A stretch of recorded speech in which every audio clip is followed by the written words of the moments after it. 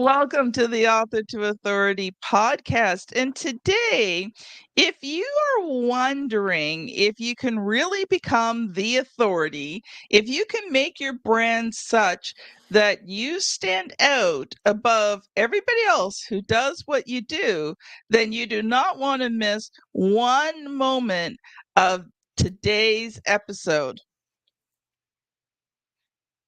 I want to welcome Stæven Frey. He's the adorkable founder and the chief brand scientist at Quantum Branding. He helps brands become authentic and memorable category leaders through the power of brand science, and that is trademarked. Brand science is the core of what fuels a successful brand's growth, sales, and marketing. He's passionate about helping growing purpose-driven brands to get to the next level, disrupt their market, and leverage the power of brand science to become the industry authority they're meant and made to be. Welcome to the show, Stæven. Well, hello, everyone. Kim, thank you for having me, and thank you, listeners and viewers, for joining us today. I'm really excited to be here and be with you, and can't wait to see where this conversation goes and how you can take your brand to the next level. So I'm really excited.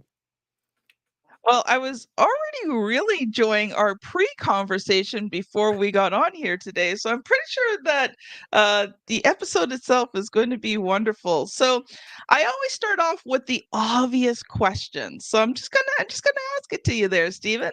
Can you make your brand the authority? Well, that's a really great question. And the answer is actually yes. But you have to know, what do you mean by authority? And so a Mm. good answer to that question would be, do you want to be the number one widget or number one brand in your category, or do you want to be a conceptual authority? And I'll share an example. Is Harley Davidson the number one motorcycle company in the world? Or are they the number one American-made motorcycle company for women and men ages 35 to 55 that provides a sense of freedom and expression at a time in their life that feels more valuable to express? Which would you rather be? Do you want to have the sales numbers, or do you want to have the emotional and visceral and engaging identity and hook and connection with your brand to be the best that you can be? And at the end of the day, there's no such thing as being number one in the category. Even 95% of Coke drinkers will also drink Pepsi at the same time. All people in a category have shared customers. And there's no such thing as my customers, your customers. So at the end of the day, you would rather be a conceptual brand authority. And the answer is, with brand science, we can explore and engage how to make that happen for you and your brand. So I was just thinking about what you said there, and a couple things popped into mind. So first of all, I think the answer to Harley Davidson is yes and yes. If you're not a motorcycle person and you live in North America, if you think of a motorcycle, you think of Harley Davidson. So that's if you're not a motorcycle person. Now, if you are a motorcycle person, then it depends on what you're looking for. But you are correct. Conceptually, Harley Davidson is about that freedom to ride the Sure. road and, be yourself. So I think in both cases it does apply. It depends whether you like motorcycles or not. Now, And secondly, Coke oh, and there's Pepsi. So more? I'll give you a quick story here. Recently moved from Ontario, Canada to Nova Scotia, Canada, Yeah, specifically the Cape Breton Island. What I did not realize when we moved here was that Cape Breton Island is the Canadian home of Pepsi. interesting. So when we went into restaurants, and I mean, like I'll drink Pepsi if I have to. I don't mind it. But given the choice, I would choose Coke over Pepsi. Right. Now, I just would I pick them in a blind taste test? I don't know. I just happen to like the taste of Coke slightly better than Pepsi. So we move here and we realize that there's very few places that serve Coke. Sure. So now we've been drinking a whole lot more Pepsi There you because go. that's what's available. Sure. So what's interesting is you talked about really two principles with both of those examples uh, that brand science addresses is mental availability and physical availability.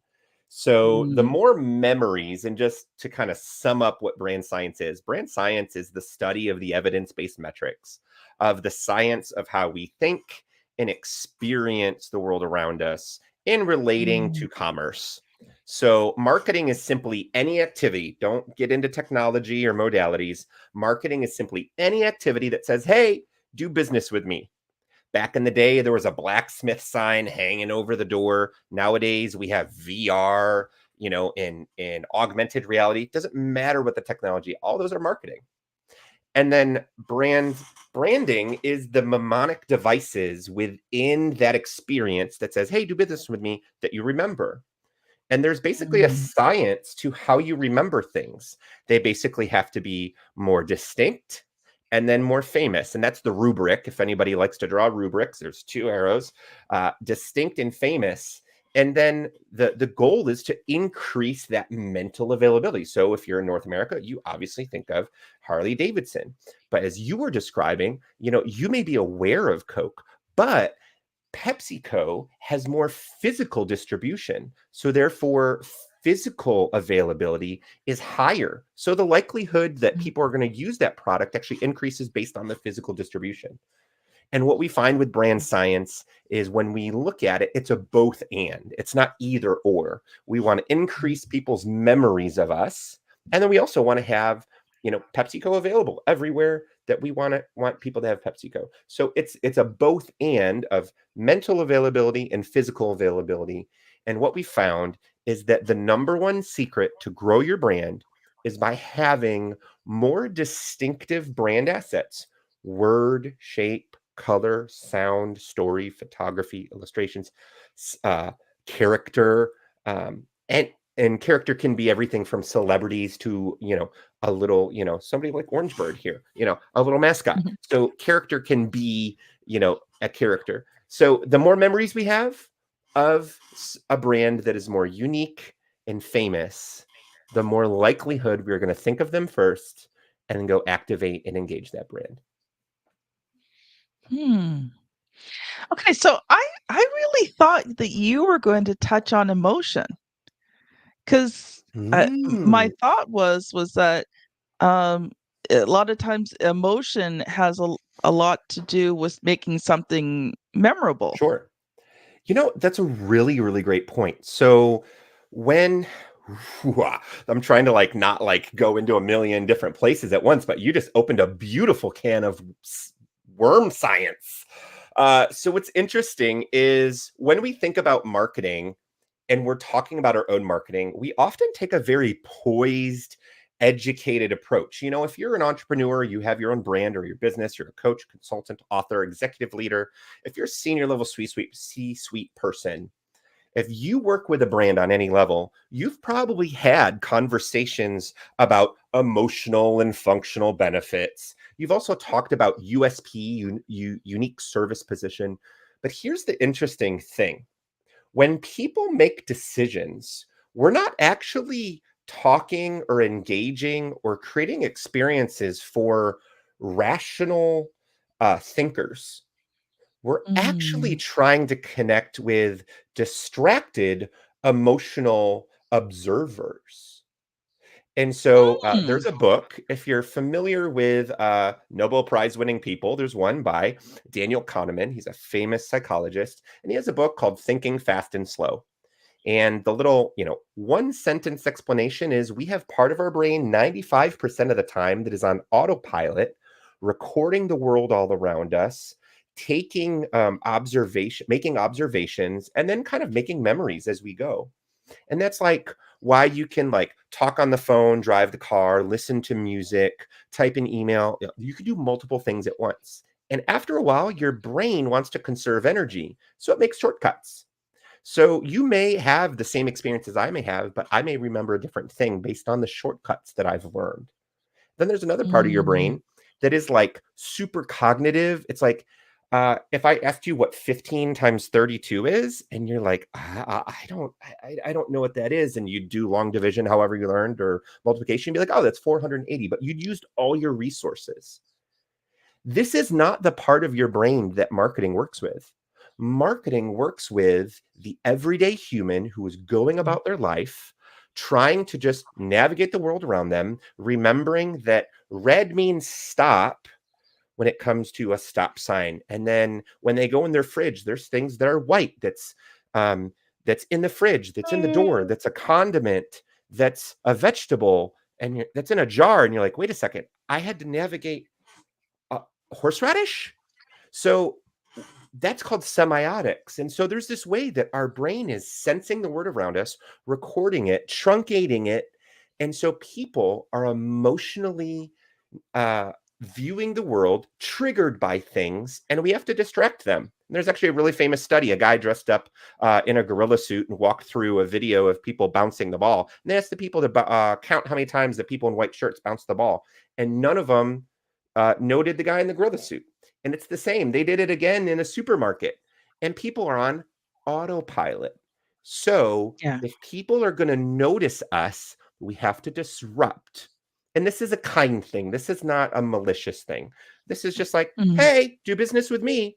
So this is where color and shape, maybe sounds, ads, this is where all those different forms of communication come in, because we want to get their attention. Because if we don't get their attention, nobody's going to notice us. And unseen is unsold. So if nobody's heard about Yeah. you or seen you, they can't get your brand, they can't work with you, they're never going to get into your funnel. And so done is really the new perfect here. It's better to say something and it be bad than nothing at all and it be perfect. When you're talking about that, I talk a lot about visibility when we talk about authority marketing. And one of the things is like you want to be like Cheers when you open the door and everyone goes, because everyone knows your name. We're going to take a quick stop here. Audience, it's that time in the show again. I would love for you to listen to this short ad on the create and scale method to write and publish books that converts readers into clients and helps you to scale your business.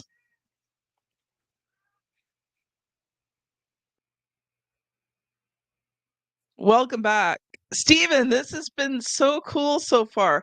I do want to, we got three more segments to do, so I'm going to shift gears here.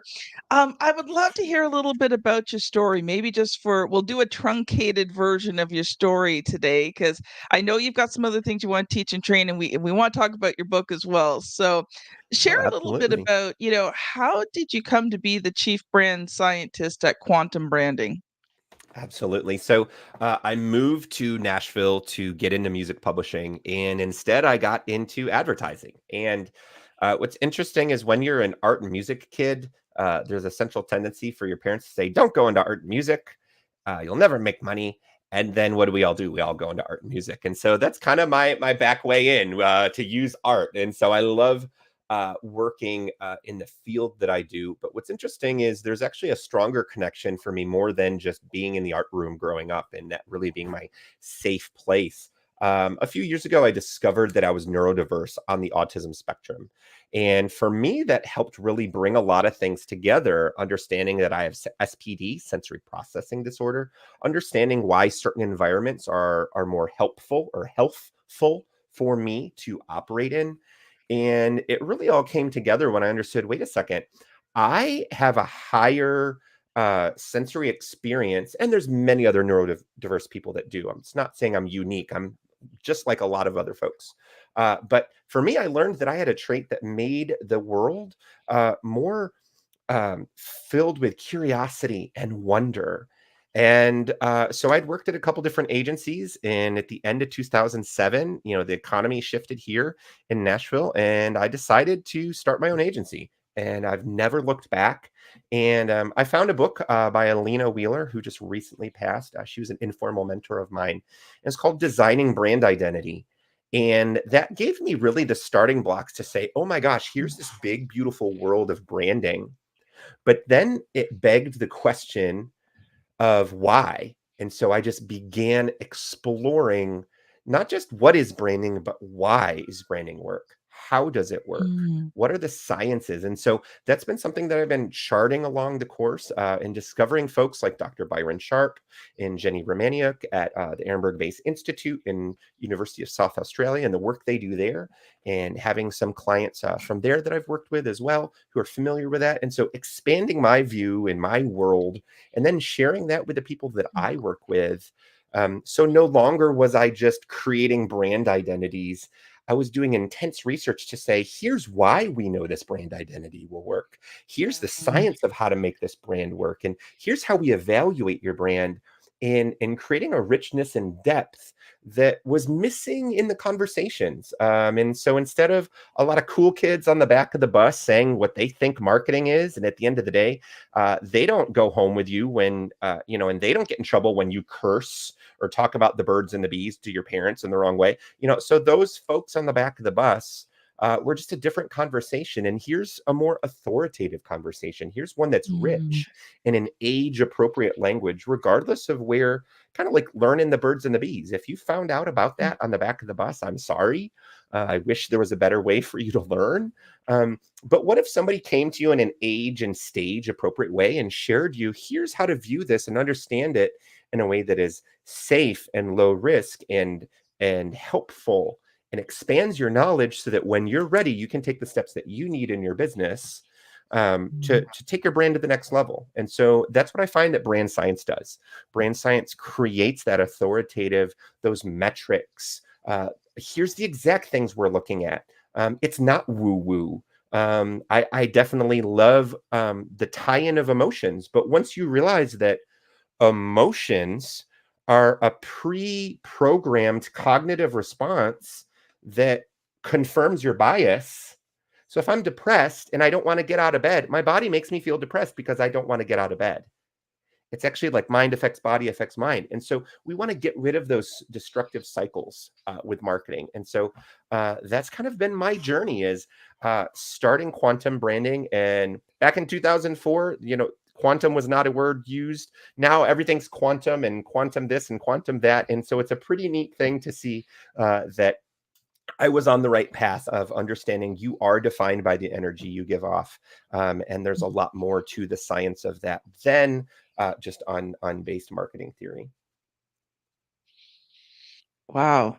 Yeah, and you unpacked a lot there. I'm not even sure where I'm going to pick up from there, but I think we'll just leave that for now because I do want to make sure that we give time for the other two segments. So, I know you've come prepared to talk more about brand science. So what I would love for you to share. So, if our audience of, consultants, professional speakers and coaches, if they're listening to this, what are some practical things that they can take home and just start to do themselves just to help to start that um improve their own branding? Absolutely. So I'm just going to give you one really, really easy starting point. We talked about the term distinctive brand assets. I don't know if that's a new term. For most people, it is. You may have heard that as brand identity. And some Mm. people may call that, oh, this is my brand or my brand identity. And what we're meaning is this is a collection of the word, your brand mark or your logo, you may call it that, your tagline, all the assets you have. And so here's the interesting thing. If we know that we want more distinct, famous memories, we can always make stuff more famous, but we have to check if it's distinct. And so if we want more of those, we need to just start and count and see how many we have.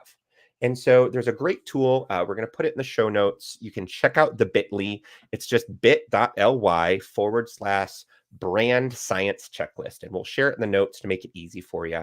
Again, that's bit.ly brand science checklist. And that's going to give you my number one tool. And this tool is meant to help you just basically walk you through. Do you have a color? Do you have an accent color? And we're not getting into the specifics of how unique or famous they are just yet. We have to just start by counting them out. We have to start by counting them. And so when we look at it, it looks almost like Bob Ross and his painter's palette. And so every time we do marketing, we want to see, how many more assets do we have? to use to paint the most prettiest picture in our marketing. So, oh, I'll take a word. Oh, I'll take a picture. I'll take, and so the goal is the more palette stuff we have in our palette, the better chance there is we're going to have increased memories. So when you do the brand science checklist, it's going to walk you through with a series of questions, and then all you have to do is add them up. And the goal is for your brand to have at least 15 to 20. And that's actually pretty easy to do. You're like, oh, Stephen, I don't have 15 to 20. I can know it. Well, do you use a distinctive font on your website that's just you? You're the only one that probably looks at that. If you see an ad for Wendy's, yes, we see the Wendy's brand mark, but then you go to the menu and the menu has a specific typeface. It's called Nutraface. And so you see that typeface and it makes you think of them. If you went to McDonald's in the 90s, they used bodega, and then that became commonplace. The same thing with Gotham. Gotham was all the rage during the Obama campaign, and then it kind of trickled down into the business world. And well, now Gotham isn't distinct anymore. It's commonplace. So there's always a thing happening where people refresh their assets.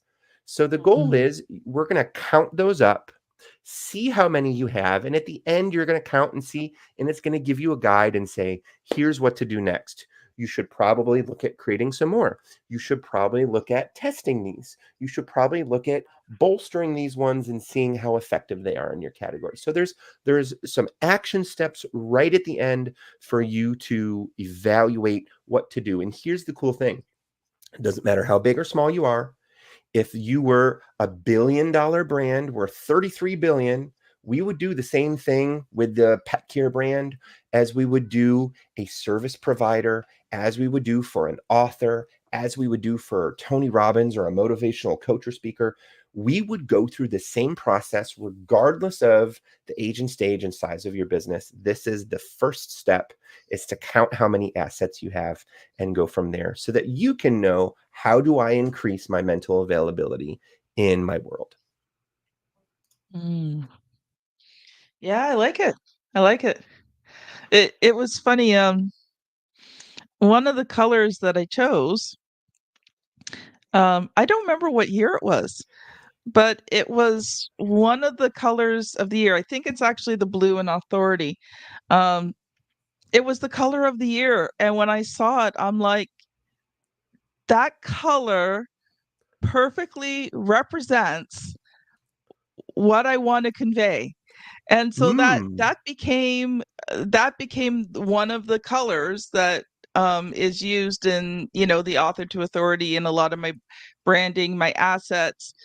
It all has that color in it because when I looked at it, I just knew it was perfect. Now, it doesn't mean it can't be changed or whatever, but I was I was looking through a lot of colors. I was trying to think, what represents me, what represents my brand, what represents the company, you know, what do I want to convey in that color? I was doing color research to try and figure out, like what category of color I wanted to kind of focus in on.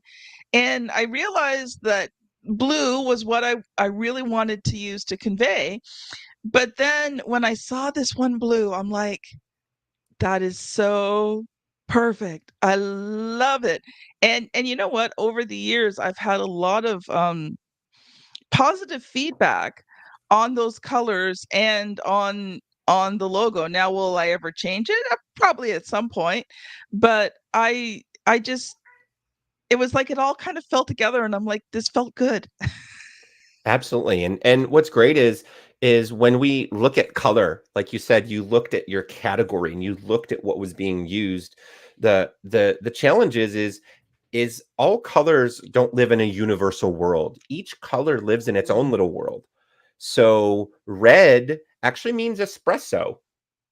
And we're just kind of in a little vacuum where 98% of coffee brands in the world are a form or shade of red, except Green Mountain Coffee and Starbucks created, an opposite palette. And the same thing, when we look at yellow, yellow doesn't mean happy. Yellow means stained teeth in the dental category. So there's always cultural contextualization There's always cultural Yes. contextualization of what colors mean. And so when we look in the professional, in the trade fiction space, there's a certain style of cover. There's a certain style. If you look at young adult reader books right now, and you'll notice that there's kind of this like cut paper, like with Heartstopper and many of these, red, white, and blue, royal blue, and some of these other books, you see there's a style of cover that's being used. And so that's kind of the ball diamond. That's kind of, oh, this is where they're hitting the ball.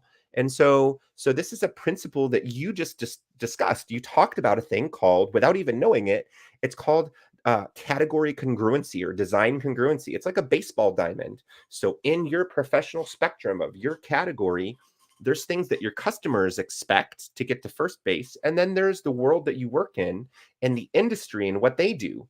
So if you came out as like bright magenta, pink, and neon green, maybe you may disenfranchise your category a little bit because that doesn't really fit. So the goal may be, it's not that we don't not want blue. We may pair that blue with another secondary color that adds personality and is distinct, but we have that blue in our palette that's rooted in, oh yeah, that is a distinct color blue, and this category is predominantly blue, and corporate and trade fiction, yeah, blue lends itself to that category. So then what are other ways? Because the goal is, it's like a baseball diamond. We want to hit a home run. We see this all the time. Sometimes brands are actually near knockoffs of each other. We go to the toilet paper aisle and we see, it's either real tall or real wide. It's in clear packaging. There's a scrolly thing. There's a soft baby animal or something in the middle. It's a duck or a bear. And then there's bad math in the corner. I still don't know who the mathematicians are putting that together. The same thing with Oreos. There's always the economy ones right next to it and another blue thing. And so sometimes we find some of these colors are actually become trade dress and say, oh yeah, chocolate sandwich cookie, or oh, Splenda. Splenda is yellow. Stevia is green. And so some of these become trade norms. And so the goal is to navigate this space and say, oh, how do I look at these trade norms, but I find options that are distinct to me? And it sounds like that's exactly what you were describing, is how do I navigate this space and find one that really confirms and affirm the direction that I want to take my business. Wow, we could go into that further, but we only got a few minutes left, so we're gonna switch You're gears you're again. teasing me with Man, these these segments. I conversations love lately. showing up with segments. Oh, the last few episodes, I'm like, man, it almost needs to be a 45-minute hour show, but I know the audience likes it in around the 30-35 minutes, so we will honor and respect that. But Stephen, you are working on a book. So the first thing I want you to do is tell us. Now, I know the name's not set yet, but what is the current name of the book and what is the Sure. topic? Sure. So the tentative title of the book is called Brandometry. It's the art, science, and metrics of effective branding, and that's the tentative title. And it basically is breaking down all the principles that we've talked about today, the things that I've been doing for the past 20 years, examples and things from other brands like, Oreo cookies and the cookie example. There's another cookie example I give, and toilet paper and some of these things, and breaking down and bringing in some of the sciences and making them, very palatable and understandable. And Mm, what I find is there's a lot of brand science that people understand a nugget of. Like, we understand gravity, even if we can't draw the equation to describe the applied force of an object when we drop it. And it's the same thing with marketing. There's a lot of things that that you are doing right. And if you knew how to do them more effectively, you could do it faster. You could get success faster. There's no reason for anybody to, wear a ball and chain or a rain jacket during a marathon unless they want to and that brings them joy. If you understand that to be in a marathon, you need to run fast, you may want to get rid of any of the things that impede you. You may want to learn, oh, what is the trail? Where is the finish line? Is this a 5K? Is this cross country? What is your end destination? And so when we understand these effective tools of brand science, and that's just the tiny little science of branding within the world of marketing science. When we understand this little niche, it brings to life and draws to color all the ways that we can be more effective in making things easier for you, your team, for your campaigns, for you to get rid of maybe some of the activities that are not bringing you joy and are not bringing you success because you're just doing them like, I need to be doing social media. I need to be doing YouTube. I should be doing this. And all of a sudden, my therapist friend always says, we're shoulding on ourselves with our marketing. And my goal is what if I could give you clarity that's not based on what some cool kids on the back of the bus about, violet bovines or, the Mr. Miyagi framework. What if we could talk about the actual frameworks and the actual metrics? So that's the book. Yay! Well, I'm going to ask the question. Your book's not done yet, so we'll just ask the first two parts of the question. But there's a question I ask every author or potential author who comes on the show. Are you ready, Stephen?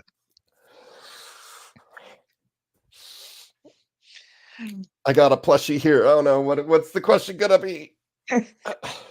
What has been the good, bad, and the ugly so far about writing and editing this book? So the good has been to see how much I already know and that the authority is already in me and that this is putting to words what I know and I talk about every day on podcasts and articles and getting it out and making it come to life. It's like these ideas are living in the void in the ether and all of a sudden they're coming out. So that's been the good. Um the I don't say the bad, but I would say the challenge is finding the right publisher and the right model um, based on traditional versus hybrid. And there's advantages and pros and cons for both. And personally, I'm leaning towards a hybrid model only because the hybrid way of my business. I'm speaking at conferences, I'm doing trainings with brands. Obviously, it's great to give people your book. And so sometimes there's, different cuts and how those are handled and royalties. And well, wait, I want my book to be in an airport. So they have to give me an advance or else it can't be in the airport. So there's all those things. That's kind of been the bad or the challenge. And I would say the ugly is me getting in my own way. Not being dedicated or committed or disciplined and being like, oh yes, I need to write 1,000 words today, or I need to write. And I actually think I've had to relieve myself of the pressure of putting expectations on word counts and saying like, just sit down and write. Like, what do you know about this? Or for me, it's like, the beaver does certain activities that a beaver does, and he also needs to be in the wetlands. So what are the ways that I work? So I've actually found that dictation really is helpful for me. And I don't have to edit it just yet. I'm just trying to get it out and relieving myself from the structural editing and flow as I'm writing. That's been the ugly. I don't need to have everything orchestrated on the shelves and outlined. An outline is helpful, but when I'm writing in free flow, I really need to get out of my way and just let that flow. And we can organize and judge things later. So that's kind of been the good, the bad, and the ugly. I love it, Stephen. You touched on many things that, a lot of our audience deals with was as well. You've touched on a lot of the things, I own RTI Publishing and we've helped, well, probably close to 300 now, but at least well over 200 people, become authors that use their books to build their business. And, the things that you talked about, a lot of them talked about too. And one thing that's interesting is about finding the way that works for you.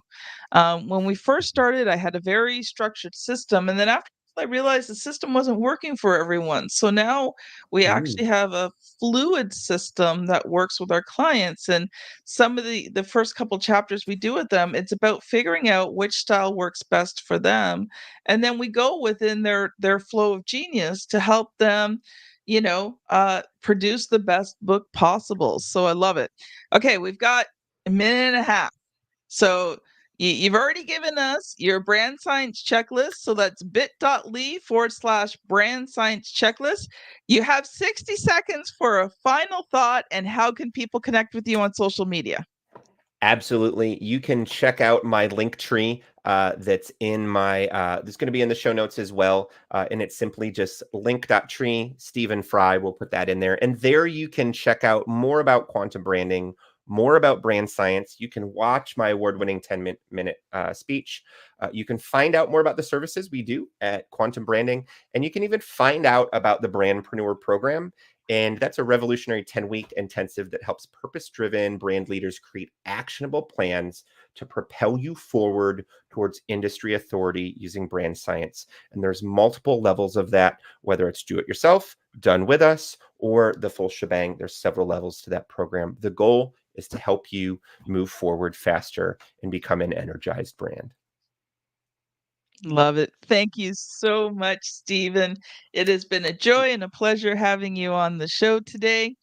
Audience, you know what's coming next. If you've enjoyed this episode, I would love for you to go back to episode 449, How to Approach Branding Like a CEO. And you know the routine, everyone. You know what? I keep meaning to have this conversation with my daughter. I'm not sure where on the screen she puts the thumbnail. So if you're watching on YouTube, the thumbnail is here somewhere. Click on it. Click, like, If and you are subscribe. Click. And if you're if you're listening on your podcast app, you are going to be scanning back probably close to 30 episodes. Oh, I love doing these episodes and I love having you listen. Thanks so much for being a part of the Author to Authority podcast, and we will see you on the very next episode. Bye now.